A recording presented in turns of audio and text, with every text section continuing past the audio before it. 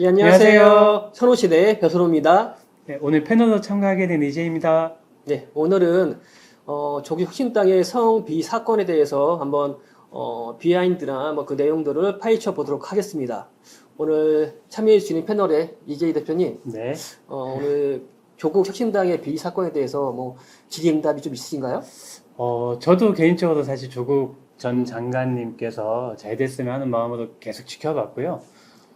지금 사실 분위기가 네네. 조국 대표에 대해서 이 수습을 잘 못한 부분에 대한 비난 실망감, 여론이 예, 많잖아요. 실망감이 좀 많아졌죠. 네. 그래서 저도 좀 그 깊은 내용을 몰라서 좀 궁금한 게 많아요. 그래서 좀 전체적인 내용을 네네. 한번 들어보고 일단은 지금 조국 대표에 대한 실망이 커진 이유는 일단 수감 시기 때 그 강미정 그 대변인이나 강민숙 위원께서 아마 편지로 이런 그 성비 사건에 대해서 알렸던 것 같아요.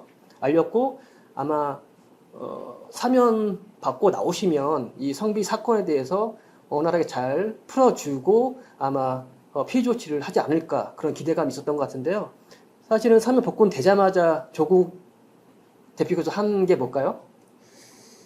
뭐 여러 가지 뭐 언론을 통해서 봤지만 뭐 안 그래도 그 고깃집 갔다는 뭐 이런 것 때문에도 뭐 그런 것도 뭐 있긴 언론에 그거는 뭐 나오고 그런 것도 언론에서의 나왔었는데. 그냥 어떻게 보면 그냥 가십거리고요. 사실은 나오자마자 정치 행보를 했거든요. 정치 맞아요, 행보를 맞아요. 그래서 그거 본 것 같아요. 사실 민주당 입장에서는 이재명 대통령께서 큰 결단으로 아마 지지율이 낮아질 거라고 생각하면서까지 사면을 단행했는데 불구하고 갑자기 강폭 정치 행보를 하다 보니 그 시기에 이재명 대통령의 지지율도 많이 떨어졌잖아요.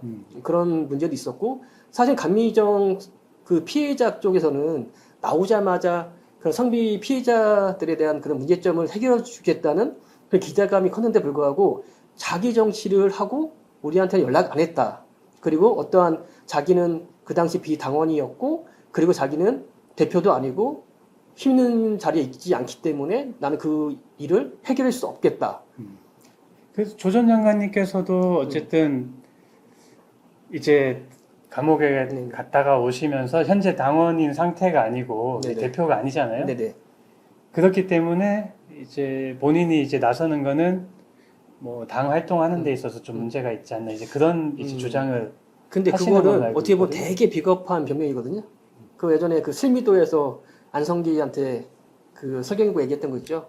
비겁한 변명이다. 왜냐하면 사실은 조국 혁신당 자체가 조국 이름으로 태어난 정당이잖아요. 그리고 사면 받자마자 강폭 정치 행보를 할 때 당직자들 그들이 다 수행했어요.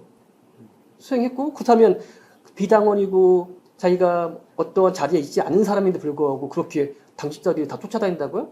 저는 그거는 아까 말씀드린 것처럼 비겁한 변명에 저는 라고 생각하고요. 어떻게 보면 저도 조국 전 대표를 좋아했던 한 사람으로서 교수의 틀에서 아직까지 벗어나지 않았다. 저는 그렇게 생각하거든요. 근데 저도 그 부분에 대해서는 좀 아쉬움은 있어요. 그런데 어쨌든 조금 더 지켜봐 주는 게 좋지 않을까요? 이게 사실은 이 조국 혁신당이 성비 사건에 대해서 어떻게 지금 처리할지에 대해서 되게 궁금하거든요. 지금 오늘 보니까 지도부 총사퇴를 했거든요. 비대위 체제로 개표를 한다고 하는데 일각에서는 절친이라는 어떤 분을 말씀을 빌려보면 조국 전 대표의 조국 장관도 한동안 쉬어야 된다. 이런 말을 하고 있는데 불구하고 또 어디 그 예전에 그 지도부층에서는 비대위 위원장으로 조국 전 대표를 얘기하고 있어요. 이러면 과연 이 일 처리가 조국 장관을 믿고 기다려야 되는 걸까요? 근데 지금 또 강미정 대변인께서 연락을 안 받는다는 또 이런 얘기가 있어요. 그래요? 거기에 대해서는 어떻게? 근데 이게 저도 뭐 들은 얘기지만 이게 그 강미정 대변인께서 기자회견을 한 다음에 연락하신 건지 그 전에 연락하신 건지 저는 사실 잘 모르겠어요. 저도 모르겠어요. 예. 근데 제가 얼핏 듣기로는 기자회견 하고 나서 한 2차례 연락한 거로 제가 들었는데 물론 이거는 정확한 사실은 아닌데 아마 그게 맞지 않을까 싶어요. 왜냐하면 그리고 자기가 기자 해결하고 나서의 연락하는 것 자체는 사실은 자기는 어떻게 보면 그 기자 해결을 했기 때문에 어쩔 수 없이 회피하기 그런 인상을 주기 싫어서 연락한 걸 수도 있잖아요. 뭐 그럴 수도 있는데 네. 좀 아쉬움은 있지만 늦게 한 게 네네네. 그래도 강미정 대변인께서 이거를 좀 해결을 하고 떠나고 싶은 마음이 있었다면 이제 이미 떠났지만 그래도 더 해결하고 그리고 조국 대표의 의지를 좀 더 보고자 한다면은 연락을 받고 공론화해서 이걸 또 풀어야 되는 과정을 거치는 것도 하나의 방법은 아닐까요? 제가 지금 듣기로는 지금 강기정 대변인께서 탈당하신다고 했는데 탈당계는 안 되신 걸로 알고 있어요. 이것도 아마 조국 혁신당한테 뭐 알아봐야 될 문제지만 그냥 그만큼 강미정 전 대변인은 조국 혁신당에 대한 애정이 큰 것 같아요. 왜냐면 어쨌거나 조국 전 대표가 인재 영입한 그 사람이기도 하기 때문에 애정이 컸었겠어요. 그렇기 때문에 자기가 1차 피해자임에도 불구하고 자기는 검찰 개혁 그리고 정권 교체를 위해서 자기 피해 사실을 감대하고 가려고 했던 것 같아요. 그런데 제2차, 3차, 4차 피해가 발생하다 보니까 그리고 조국 장관께서 3일 후 나오자마자 이 사실에 대해서 충분히 해결해 줄 거라고 굳게 믿었는데 그 믿음이 깨짐으로써 아마 그런 기자회견을 했던 것 같아요. 저는 제 생각으로는. 어떻게 생각하세요? 저도 비슷하게 생각을 해요. 네. 그러니까 저는 그래요. 저는 어떻게 보면 되게 부유한 층에서 우리 조국 작가니 이렇게 태어나셨잖아요. 그렇죠. 근데 저는 그의 선의의 마음을 저는 나쁘게 보진 않거든요. 왜냐면 예전에 자본주의가 한창 왕성했을 때의 엥겔스나 마르크스도 부유한 환경에 태어났지만 사회주의를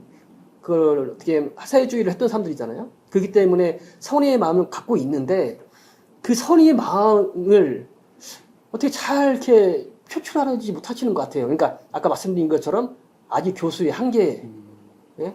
정치, 그 리더로서의 한계가 이번 사건으로 명확하게 보여지지 않았을까. 그래서 그것 때문에 정치인 조국으로서는 실망감이 크다. 그렇게 보고 있거든. 저도 약간 이 의견에 좀 동의도 하고요. 네. 진정한 정치인이라면 사실은 사면 복권 되자마자 성비위 사건에 대해서 먼저 피해자를 찾아가서 만나고 이거를 빨리빨리 해결하려고 노력했어야 되거든요. 어쨌거나 자기 대신 김선민 직무 대표가 자기 사람 아닙니까? 재측근? 충분히 해결할 수 있는데 문제인데 불구하고 회피했다는 인상은 지울 수 없거든요. 진짜 어려운 문제예요. 사실은 성비위 사건이라든가 갑질 사건 같은 경우에는 사실 그 초반에 진정한 사과와 더불어 그 가해자에 대한 처벌이 우선돼야 되거든요. 근데 시간을 작년 12월에 1차 가해가 있었는데 벌써 지금 보면 거의 9개월 가까운 시일이 지났잖아요. 그 피해자들이 쌓였던 그런 감정들을 그리고 계속 2차 가해들 이게 얼마나 그 감정적이든 뭐 얼마나 지금 그 폭발된 상태겠어요. 그래서 왜 지금 조국 장관이 연락을 안 받냐? 그 쌓여왔던 감정들 때문에 아마 그 쉽게 풀리지는 않을 거예요. 만약에 조국 장관께서 말씀드린 것처럼 나오자마자 피해자들 찾아가서 피해 구제에 대해서 아마 해결책을 제시했다고 하면 쉽게 해결될 문제일 수도 있어요. 사실은. 왜냐하면 피해자들은 조국 혁신당을 사랑하셨던 분이기 때문에 조국 혁신당에 대해서 피해를 끼치는 거에 대해서 되게 어떻게 보면 두려워했잖아요. 우리 강미정 대변인께서도 딱 저는 기자회견하는 모습을 봐서도 너무 조국 혁신당을 사랑한다는 느낌이 있었거든요. 근데 그러기 때문에 배신감도 컸던 것 같고요. 아마 지금 비대위 체제로 전환될 것 같아요. 비대위 위원장이 누가 될지는 사실은 잘 모르겠는데 아까 말씀드린 것처럼 조국 대표가 비대위 위원장으로서 이 지금 성비 사건을 잘 처리할 수 있을까? 저는 어렵다 보거든요, 사실은. 왜냐? 아니 지금 지도부는 다 사퇴했지만 당직자들은 다 그대로잖아요. 당직자들 다 누구예요, 사실은? 이너서클 예전에 문재인 정부에서 같이 일했던 사람들 아니에요? 그분들도 다 물러나는 것은 다 그 세수를 세부에 담는 것처럼 다 그렇게 다 바꿔야 되고 비대위 체제에서 그렇게 해줘야 되는데 과연 조국 대표가 됐을 때 전부 그냥 다 갈아치울 수 있는 그렇게 할 수 있을까? 저는 조국 대표의 그런 아까 말씀드린 것처럼 성정에 대해서는 저는 따뜻한 분이고 훌륭한 분이라고 아는데 그런 가감성, 카리스마 그리고 한 번에 그 일을 딱 추진하는 추진력에 대해서 되게 의심이 있어요. 그렇기 때문에 저는 쉽게 이게 해결하기는 어려울 거라 저는 생각을 해요. 갑자기 이 네. 개혁신당의 모습이 떠오르네요. 네, 맞아요. 네. 그래서 그럼 결국에는 이제 모든 이제 비대위가 구성이 되고 네, 네. 새로운 인물들이 와서 네, 이 맞아요. 사건에 대해서 명확하게 모든 국민들이 알 수 있도록 명확하게 해결을 해주고 결론을 지어주고 다시 나아가야지 정상적인 맞아요. 당으로서의 활동이 가능하다 이렇게 보시는 거죠? 근데 비대위 체제에서 위원장은 외부에서 이거를 현명하게 잘 빠른 시간 내에 시급하게 처리할 수 있는 분을 비대위원장으로 모시고 조국 혁신당은 내에 있는 조직들도 다 개편을 통해서 안에 있던 당직자들 다 교체해야 되고요. 그래야지만 저는 그렇게 하면 올해 안에는 충분히 이 사태를 해결할 수 있을 거라 저는 생각을 해요. 근데 물론 이게 비대위는 비대위잖아요. 사실은 이게 정상적으로 뽑힌 지도부가 아니기 때문에 아마 한계점도 명할 거라고 생각을 해요. 왜냐면 비대위에서 이런 결과를 냈는데 물론 당연당사는 비대위가 당대표 지도부의 권한을 갖고 있지만 무시하려고 마음먹으면 무시할 수 있는 방법은 되게 많거든요. 왜냐면 거기는 어쨌거나 원내대표라는 것도 권성동 체제도 봤잖아요. 권영체제에서 누가 그 힘이 있었나요? 권성동 권성동 네, 원내대표였죠. 원내대표가 더 그렇기 힘이 때문에 어떻게 보면 비대위 체제에서 비대위원장이 허수아비가 될 수 있다. 조국 대표가 아니더라도 있다는 저는 그런 생각이기 때문에 좀 강단 있고 좀 카리스마 있고 그리고 민주 진영을 잘 아는 그리고 인망 있는 분이 빨리 비대위원장으로 오셔서 이 사건을 빨리 해결을 해야만 조국 혁신당은 그래도 미래가 있다 그렇게 생각합니다. 네, 좋습니다. 앞으로 뭐 어차피 저희가 개혁신당도 지켜봤고 국민의힘도 지켜봤고 현명한 시민들이 다 알아보지 않습니까? 맞습니다. 네, 네. 그렇기 때문에 앞으로 어떻게 흘러가는지 지켜보시죠. 그래 한번 저도 저희 민주진영에서 조국 혁신당이 저희 잘 되길 바라잖아요. 네, 저기 개혁신당하고 다르잖아요. 네. 아무튼 저희는 조국 혁신당이 이번에 꼭 그 개혁을 통해서 네. 거듭날 수 있도록 저희도 뒤에서 응원하도록 하겠습니다. 꼭 부탁드립니다.